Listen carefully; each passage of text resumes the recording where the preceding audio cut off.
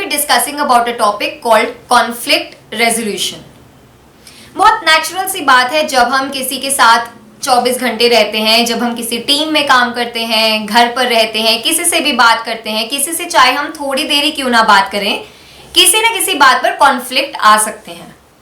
We all have different belief system, we all have different thinking pattern. हमारे लिए अलग अलग हमारे moral values हैं, मेरे लिए कुछ सही है, आपके लिए कुछ सही है, और इसीलिए जब भी हम बात करते हैं बहुत नॉर्मल सी बात है कि कॉन्फ्लिक्ट्स आ सकते हैं, इश्यूज आ सकते हैं आपस में, बट हमें उन इश्यूज से डरने की बजाय उन्हें रिजॉल्व करने की कोशिश करनी होती है.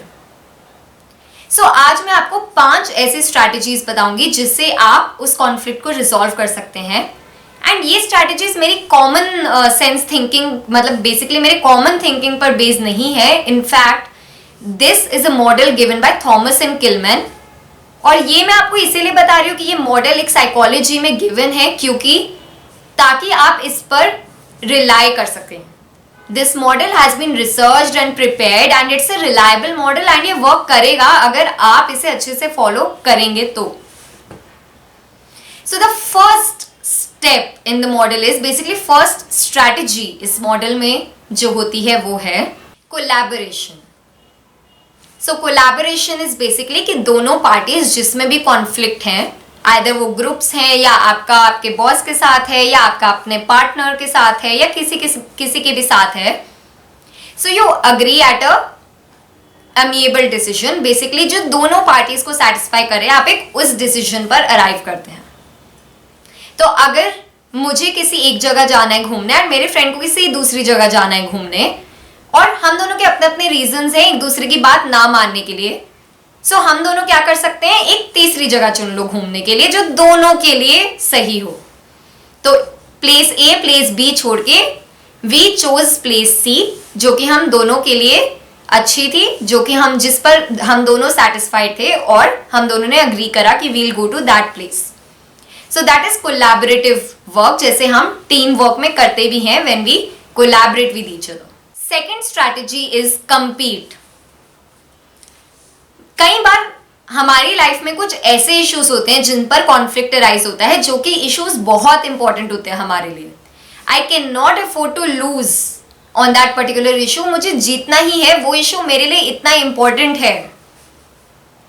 उस केस में naturally you will have to compete with the other person. लेकिन किसी से कंपीट करने का किसी कॉन्फ्लिक्ट पर भी एक तरीका होता है, विच इज कि आप सबसे पहले प्रॉपर पॉइंट्स स्टेट करिए अपनी आर्ग्यूमेंट को जीतने के लिए. So it's just like a debate. Debate में जैसे हम अपने रीजंस स्टेट करते हैं कि why this issue is important for me and why I should win this issue, आपको वो रीजन हाईलाइट करने हैं. कभी भी ऐसे हैप्पीसैड मैनर में बोलना मत शुरू करिए, because the other person will also do the same. आप बोलेंगे, दूसरा पर्सन बोलेगा, कभी सॉल्व नहीं होगा.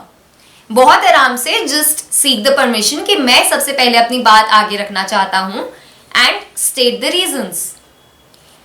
कभी भी दोस्तों ये याद रखिए, कॉन्फ्लिक्ट में दूसरे के डिसएडवांटेजेस को मत हाईलाइट करिए ज्यादा.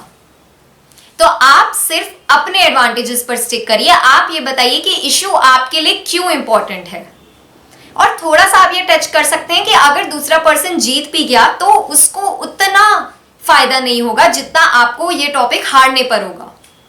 सो बेसिकली आपको अपने को तो अच्छा दिखाना है, पर आपको दूसरे को भी बुरा नहीं दिखाना है. आपको दूसरे के लिए भी ये हाईलाइट नहीं करना है कि तुम्हारे लिए ये खराब है.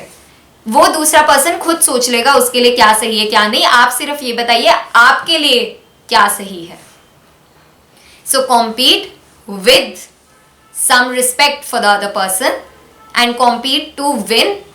तीसरी स्ट्रैटेजी जो है वो है accommodation. Accommodating is just the opposite of competing.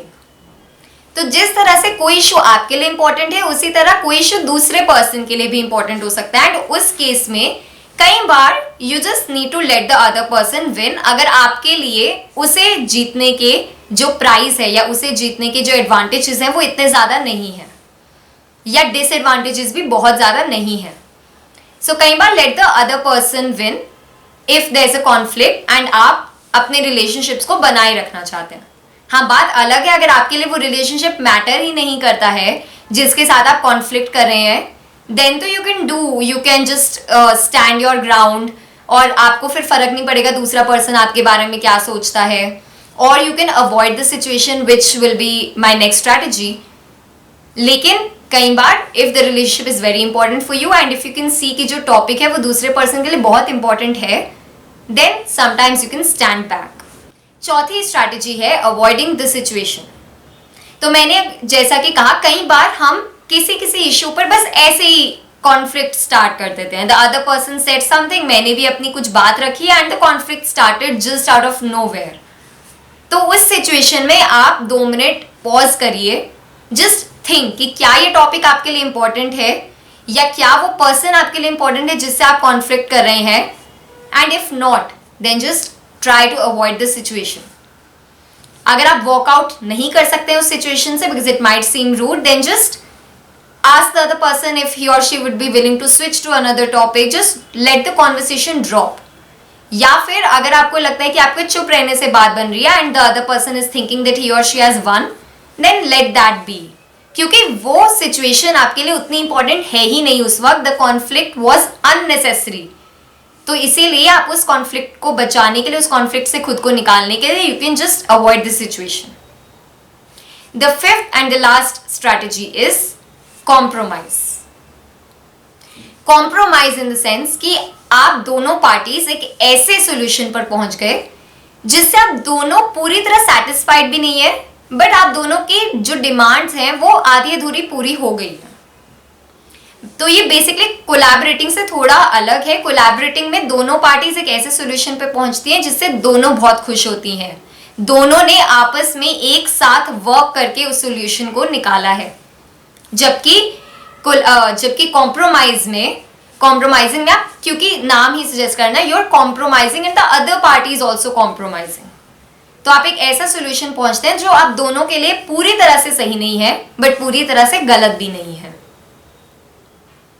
So people remember, ये जो 5 स्ट्रैटेजीज हैं, don't ever let them become your personality style.